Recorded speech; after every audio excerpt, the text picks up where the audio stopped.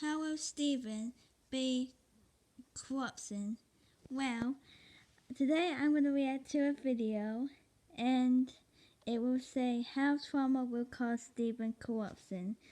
So yeah, let's get started.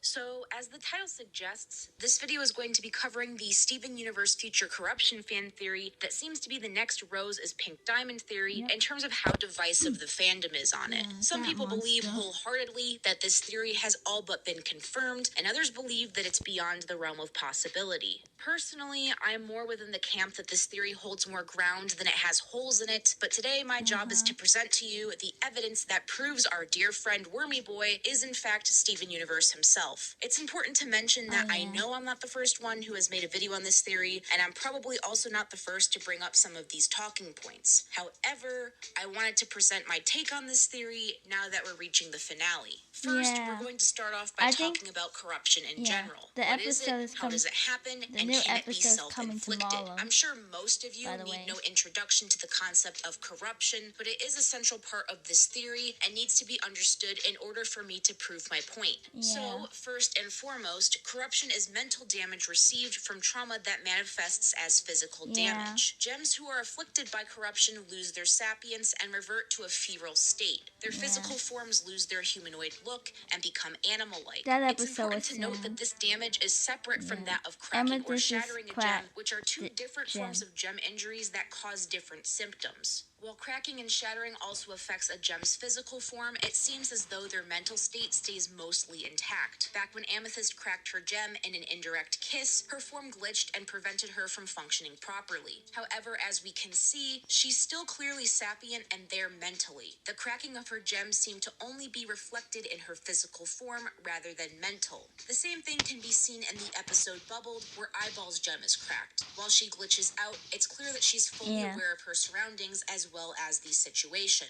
Even like the gems that compose the cluster, they maintain some level of singular sapience. Sure, they eventually learn to work together as one singular being, but each gem shard is still somewhat aware of their individual situation. This can be seen in the episode Gem Drill, where Steven talks individually to some gem shards. Of course, because they're shattered, there's some limitations to what they can think, but they haven't lost their self-awareness for the most part. With corruption, this isn't at all the case. While their physical forms reflect that they've been corrupted, it isn't their bodies that are malfunctioning. In this case, it is very much so their minds. Their bodies, while no longer humanoid, are not glitching or rapidly changing forms. They're solidly projected, and corrupted gems themselves are even considered to be dangerous and fully capable of defending themselves. So in this case, it's the mind that's malfunctioning instead of the body.